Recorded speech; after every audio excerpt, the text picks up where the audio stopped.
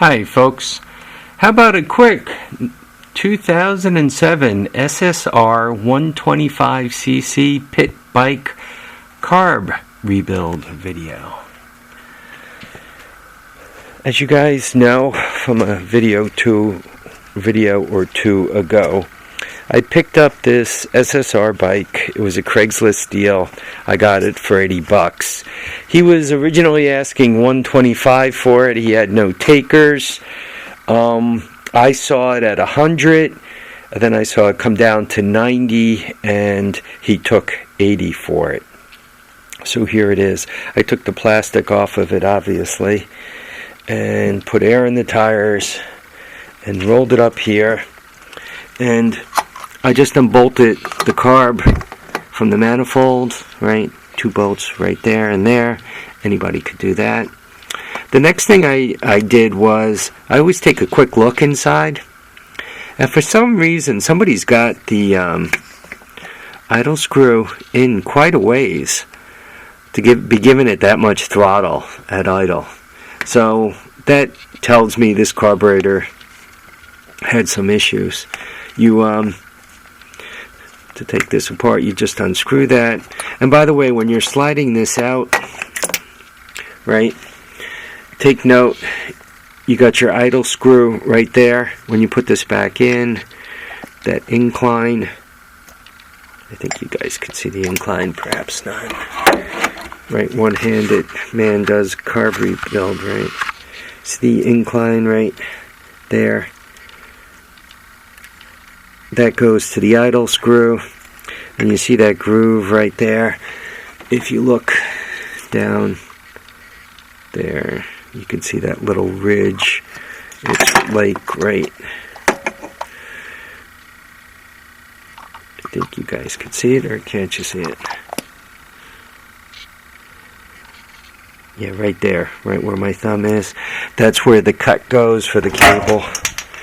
Alright, so carburetor's off. That's a good thing.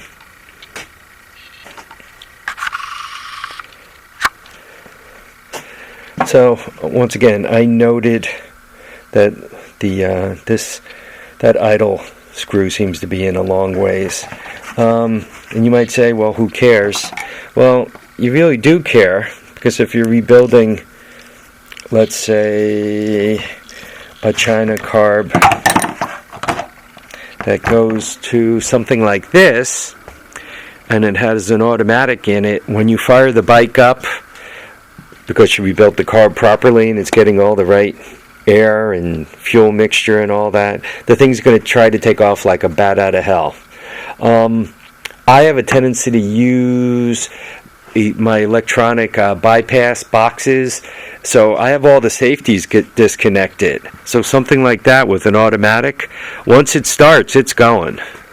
So take note of that. So here you have the carb.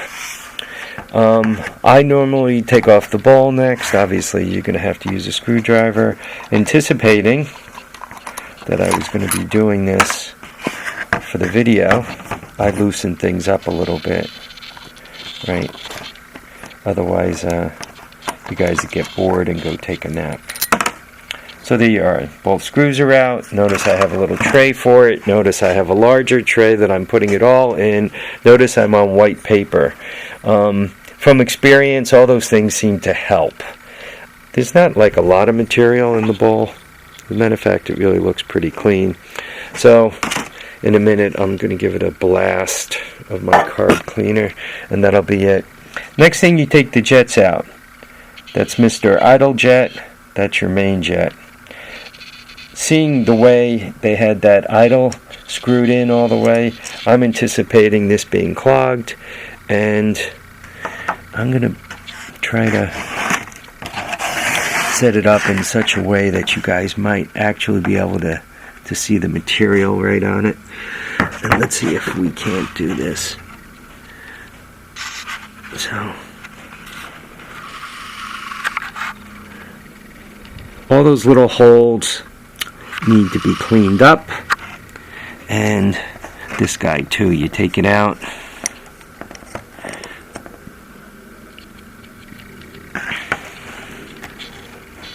Yeah, I don't know how well you can see it, but there's quite a bit of material on that too. So you just clean those two up. Next, you pull this pin out, that pin, take the float off, take the gas fuel needle valve, and then I like to put carburetor cleaner into the input and make sure it's dripping out nice. You know, clean all that up. I blast the main jet hole, make sure that it's blowing through the holes in the carburetor. Same with the idle, make sure it's blowing through the holes in the carburetor.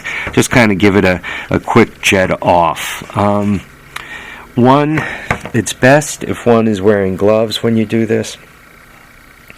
Some of my some of the folks that I watch all the time, Musty One and so forth, they use ultrasonic cleaners, and I have an ultrasonic cleaner. I bought it over the summer.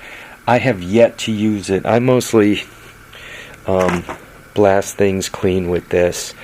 And if I did use the ultrasonic cleaner, I would still blast through all the holes with this guy, a little red wand on the side there, because I find I can visually see that the holes are clean that way. Once again, I recommend wearing gloves. I don't always, which is bad, because a lot of times this stuff contains really nasty stuff, and you don't really want to absorb that. It's absorbed through the skin, your body carries it about, and then your kidneys and liver and so forth have to deal with removing it, and it's just not the right way to do it.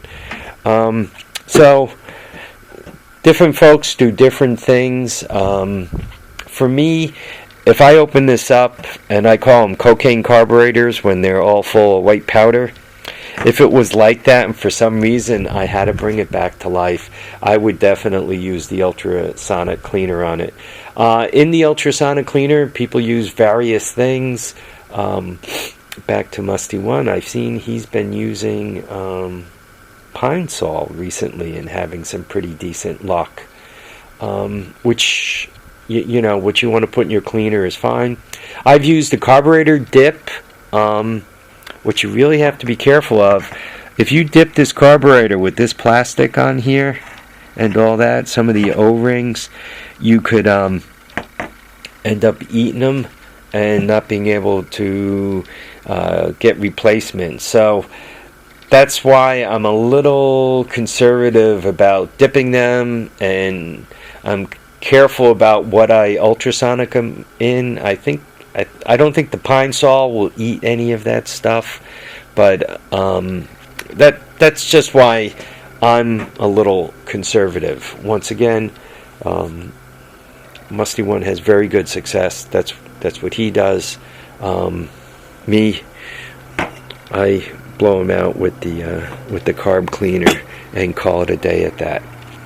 So, folks, what I'm going to do is I'm going to clean those jets. Normally I poke a little piece of wire from like a tie wrap used on bread. That wire is typically small enough. I also have the tips for cleaning a torch. They come little like wire things in a set. I've used those to clean them up. Sometimes, if the holes are really, really tiny, I get stranded wire, like this stuff, the stranded copper wire, and I'll strip it back, right? And I'll use 1, 2, 3 threads or whatever, strip it back a distance. Use 1, 2, 3 threads, something like that, to clean them up. I've use those to clean up the holes. If, as you're trying to blow the solvent through and you can't see, typically down here somewhere there's a little hole drilled in the body of the carb down inside, you should see something squirt out of that. Obviously out of the copper things you should see stuff squirt out of that big one and that other one further in. you should make sure those passages are clear. This carburetor really looks pretty good. It should clean right up. There should be no issues. If you got a carburetor that's really trash, and by the way, they call it a PZ22, you could buy these eBay, 20, 25 bucks, 17 bucks, depends on where you get them from. So really, I'm going to basically, once again, poke a wire through those, blow fluid through all the stuff, rinse the whole thing off with a quick blast, put it all back together again, hang it onto the bike. I'm going to put my portable CDI on it, and hopefully the next video of this bike you see it's running. Once I get it running, then I'm going to see what I'm going to do about this. You guys have a good eye. It turns out these are Craftsman sockets, keeping the back wheel spaced, but obviously that's not correct. I need to buy the things that pull the wheel back, the chain adjuster or wheel adjuster, whatever you want to call them. I need to get those. I need to get these carriage bolts out of here. I got to tell you, Terry, W2TBM123 has a good eye, so I have to fix that up front and back. They do sell them. They sell these, are 15, 16 bucks each, something like that.